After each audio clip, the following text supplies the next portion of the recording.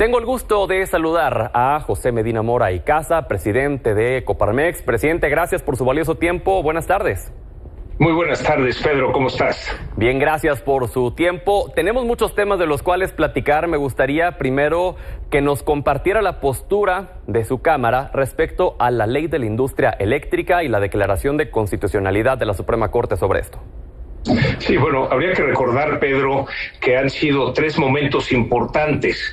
El primer momento se dio en 2020, cuando se hace este decreto que cambia las condiciones de la reforma constitucional energética aprobada en el 2013.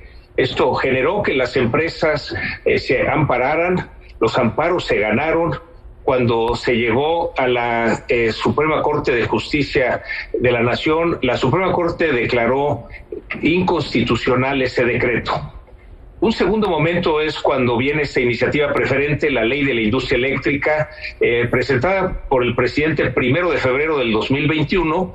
La iniciativa preferente requería que se aprobara en un mes en la Cámara de Diputados y en un mes en la Cámara de Senadores. Con esto se aprueba.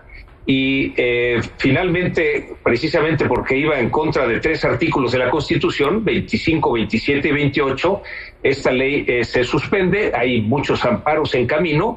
Sin embargo, no había llegado a la Suprema Corte, al Pleno de la Corte, que es lo que vimos en esta semana, en donde la mayoría de los ministros se manifiestan en la inconstitucionalidad de la ley de la industria eléctrica. Si bien es cierto que no se juntaron los 8 votos que hubiera logrado una suspensión definitiva y general de la ley de la industria eléctrica, la ley de la industria eléctrica sigue vigente, pero también los amparos y además los argumentos puestos sobre la mesa por la mayoría de los ministros permiten que los amparos sean enriquecidos y que eventualmente, conforme se vayan ganando esos amparos, se vaya creando la jurisprudencia.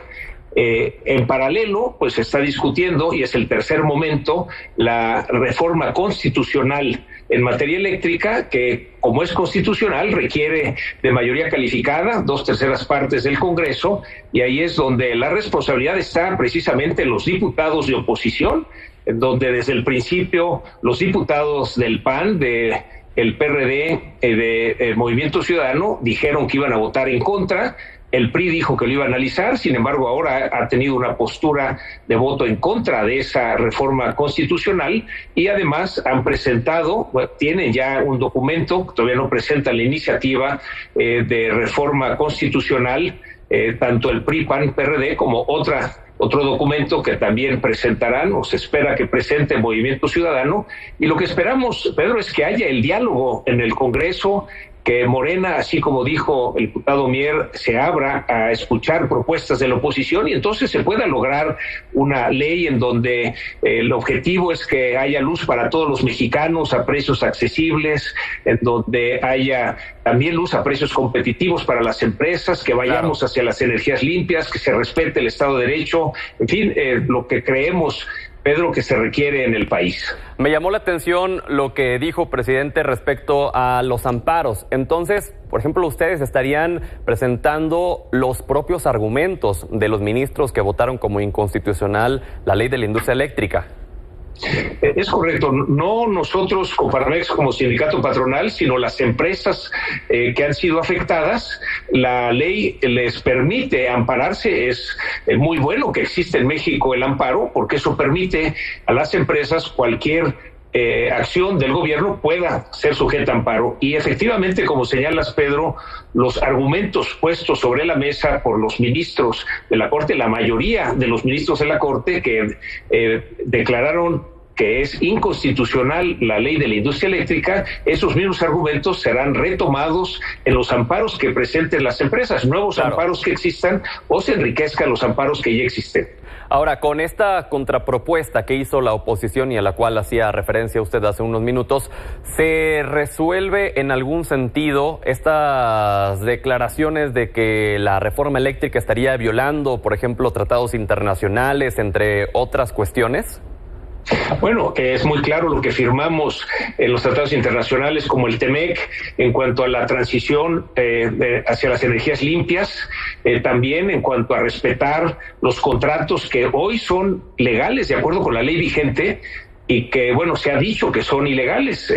Cuando una empresa, una persona cumple con la ley, pues son contratos legales, claro.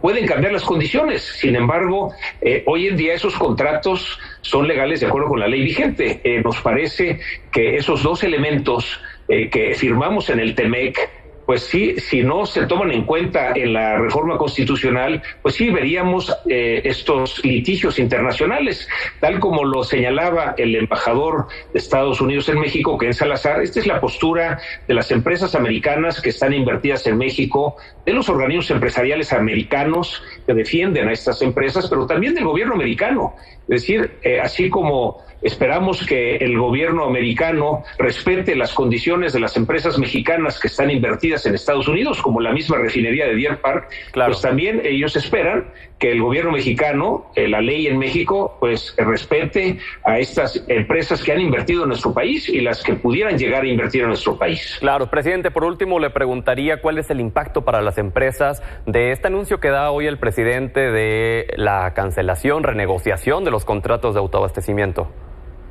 Sí, bueno, lo que hemos detectado es que en la ley se previó que fuera una transición de estos contratos que existen desde antes de la reforma energética.